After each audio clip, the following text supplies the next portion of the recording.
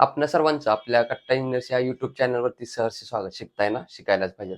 आज आपण या व्हिडिओमध्ये स्वामी या सब्जेक्टमध्ये simple stresses strain and elastic constant या चॅप्टरमध्ये टाईप नंबर 3 कॉम्पोजिट सेक्शनवर आधारित जे न्यूमरिकल सॉल्व्ह करण्यासाठी आपल्याला जे फॉर्म्युले लागतात ते फॉर्म्युले पाहणार आहोत. तर सर्वप्रथम बघा, इथे एक आपल्याला कॉम्पोजिट सेक्शनची काहीतरी डायग्राम दिली आहे. ती सर्वप्रथम डायग्राम कशी आहे ते समजावून घेऊया. तर काय केलेलं आहे त्यांनी, सर्वप्रथम कॉम्पोजिट सेक्शन म्हणजे काय, कॉम्पोजिट म्हणजे काय असतं, तर दोन किंवा दोन पेक्षा जास्त मटेरियल एकत्र येऊन जो काय पार्ट तयार होतो त्याला आपण काय म्हणतो, कॉम्पोजिट सेक्शन. आता यामध्ये बघा, हा रॉड 1 कसा आहे, हॉलो इन सर्क्युलर सेक्शन आहे आणि रॉड 2 सॉलिड इन सेक्शन आहे. तर काय झालंय, रॉड 1 हा डिफरंट मटेरियल पासून बनलेला आहे आणि रॉड 2 हा डिफरंट मटेरियल पासून बनलेला आहे. म्हणजेच दोन किंवा दोन पेक्षा जास्त मटेरियल एकत्र आल्यानंतर आपण त्याला काय म्हणतो, कॉम्पोजिट सेक्शन. हीच म्हणजे कशी डायग्राम आहे बघा, तर हा हॉलो सर्क्युलर दिलेला आहे आणि हा सॉलिड सर्क्युलर सेक्शन दिलेला आहे. या हॉलो सर्क्युलर सेक्शन मध्ये काय केलं यांनी, हा जो काय सॉलिड सर्क्युलर आहे तो काय केलेला आहे, एकदम असा फिट केलेला आहे आणि त्याचे दोन्ही एंड काय केले त्यांनी, फिक्स केलेत. म्हणजे या साईडला दोन्ही एंड फिक्स केलेले आहेत. हा सेक्शन नंबर 1 आणि हा section number 2. Section number 1 for example aluminium, copper किंवा काय पण देऊ शकतात. सेक्शन नंबर 2 कशाला देतील आपल्याला, स्टील किंवा अजून कोणत्याही मटेरियल, म्हणजेच डिफरंट मटेरियल असणार. रॉड नंबर 1 हा डिफरंट मटेरियलचा असणार, रॉड नंबर 2 हा डिफरंट मटेरियलचा असणार. त्याचप्रमाणे आपण बिल्डिंग बांधताना जे कॉलम उभा करतो त्या कॉलमची तर डायग्राम काढलेला आहे बघा. हा स्क्वेअर इन सेक्शन आहे, हा सर्क्युलर इन सेक्शन आहे. त्या कॉलम मध्ये काय असतं, कॉन्क्रीट असतं आणि त्याच्यामध्ये काय केलेले असते, बार उभे केलेले असते. म्हणजे हा कॉन्क्रीट एक सेक्शन झाला, मटेरियल झाला, आणि हा जो रॉड आहे तो डिफरंट मटेरियल झाला. यात सुद्धा दोन डिफरंट मटेरियल आले. या सर्क्युलर कॉलम मध्ये काय केले आपण, हे बार घातलेले आहेत आणि कॉन्क्रीट साईडनं वतलेलं आहे. म्हणजे यात सुद्धा दोन मटेरियल आहेत, यात सुद्धा डिफरंट दोन मटेरियल आहेत, यात सुद्धा डिफरंट दोन मटेरियल आहेत. दोन किंवा दोन पेक्षा जास्त मटेरियल असतील तर त्याला आपण काय म्हणतो, कॉम्पोजिट सेक्शन म्हणतो.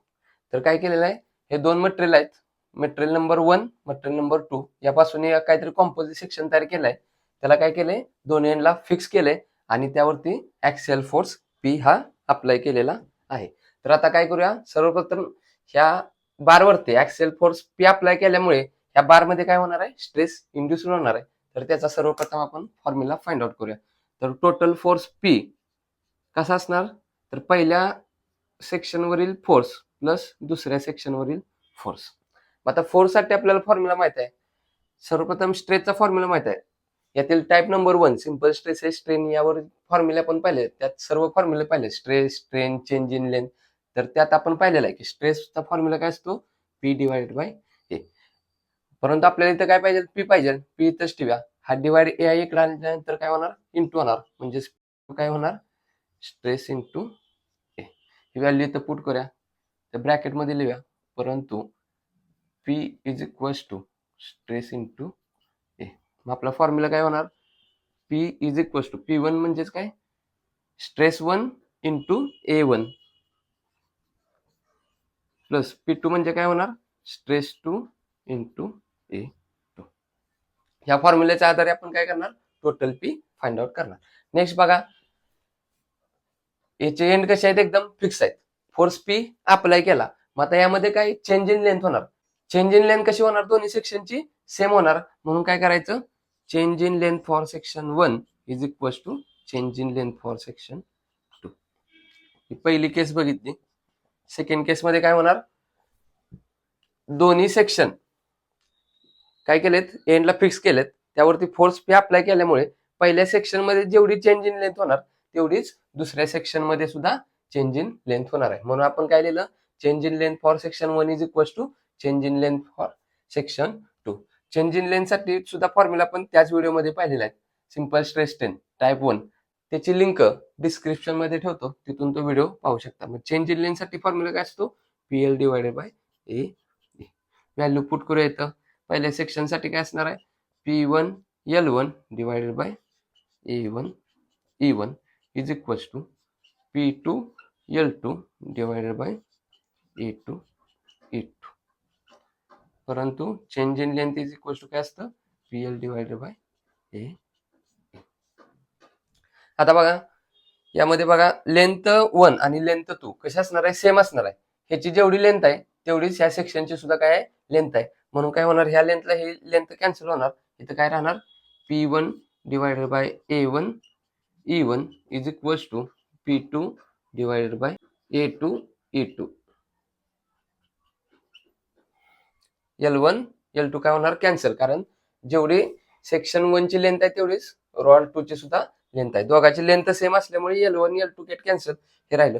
परंतु आपल्याला माहित आहे P डिवायडेड बाय A म्हणजेच काय असतं स्ट्रेस असतं, म्हणून ही टर्म रिप्लेस कशी करूया आपण stress 1 divided by E1 is equals to ही टर्म काय होणार स्ट्रेस 2 डिवायडेड बाय E2. याला इक्वेशन नंबर 1 म्हणूया. ही इक्वेशन नंबर 2, याला इक्वेशन नंबर 3 म्हणूया. या तिन्ही इक्वेशन मधील कोणतेही इक्वेशन वापरून आपण काय करू शकतो आन्सर फाइंड आउट करू शकतो. काय नाही, फक्त सिंपल प्रोसेस आहे, त्या करत गेले की ऑटोमॅटिक सर्व व्हॅल्यू लक्षात राहतात. आता आपल्याला काय करायचं आहे स्ट्रेस 1 ची व्हॅल्यू फाइंड आउट करूया. स्ट्रेस 1 इज इक्वल्स टू काय होणार बघा, हा जो काय डिवाइड आहे E1 इकडे आल्यानंतर काय होणार इंटू होणार, म्हणजेच काय होणार stress 1 is equals to E1 divided by E2 into stress 2. हे E1 डिवायडेड बाय E2 याला आपण काय म्हणत असतो मॉड्युलर रेशो, म्हणजेच काय M is equals to E1 divided by E2. ह्यात एक गोष्ट लक्षात ठेवायची असते, E1 ही नेहमी E2 पेक्षा कसं असतं मोठं असतं, म्हणजेच value of M greater than 1. इथं लिहूया आपण value of M greater than 1. जर का वरची व्हॅल्यू मोठी असेल खालच्या पेक्षा तर आपलं आन्सर हे नेहमी कसं असणार 1 पेक्षा जास्त येणार आहे. म्हणजे ही गोष्ट लक्षात ठेवण्यासारखी आहे. आणि नेहमी न्यूमरिकल मध्ये घेताना E1 ही मोठी व्हॅल्यू घ्यायची आणि E2 ही छोटी व्हॅल्यू घ्यायची.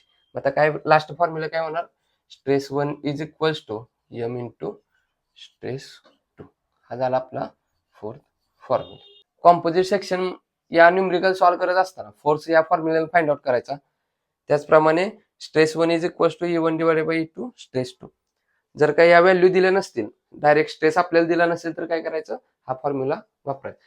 या इक्वेशन 1 2 3 4 या इक्वेशन मधील जो जो डाटा दिला असेल त्यानुसार आपण काय करायचं व्हॅल्यू पुट करायच्या आणि जी काय व्हॅल्यू आपल्याला फाइंड आउट करायला सांगितलेली ती फाइंड आउट करायची.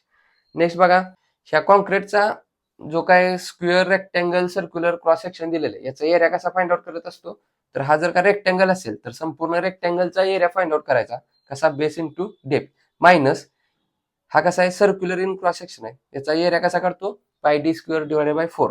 तर त्याला इंटू 4 केलं की टोटल एरिया या बारचा निघणार आणि या संपूर्ण एरियातनं जर काही बारचा एरिया मायनस केला तर ऑटोमॅटिक काय निघणार आहे कॉन्क्रीटचा एरिया निघणार. सिमिलरली या सुद्धा बघा संपूर्ण कॉन्क्रीटचा एरिया कसा असणार आहे सर्क्युलर इन क्रॉस सेक्शन कसा काढणार पाय डी स्क्वेअर डिवायडेड बाय 4 आणि त्यातून ही 1 2 3 4 5 6 रॉडचा एरिया मायनस केला की कॉन्क्रीटचा एरिया निघणार आहे. या सर्व गोष्टी पुढे पुढे आपण जशी न्यूमरिकल सॉल्व्ह करणार आहोत तसच्या सर्व गोष्टी तुमच्या लक्षात येतील. तर हा व्हिडिओ आवडला असेल तर नक्की या व्हिडिओला लाईक करा. या गोष्टी जास्तीत जास्त आपल्या मित्रांपर्यंत शेअर करत चला जेणेकरून आपल्यासोबत आपल्या मित्रांचाही चांगला फायदा होईल. अजून आपल्या गट्टा इंग्लिश या चॅनल जर सबस्क्राईब केले नसेल तर सबस्क्राईब करून समोर बेल आयकॉन दाबा जेणेकरून असेच नवनवीन व्हिडिओ तुम्हाला सर्वात अगोदर पाहता येतील. तर पुन्हा भेटू कॉम्पोजिट सेक्शन यावरील न्यूमरिकल नंबर 1 घेऊन. तोपर्यंत आपल्यासोबत आपल्यांची काळजी घ्या. धन्यवाद.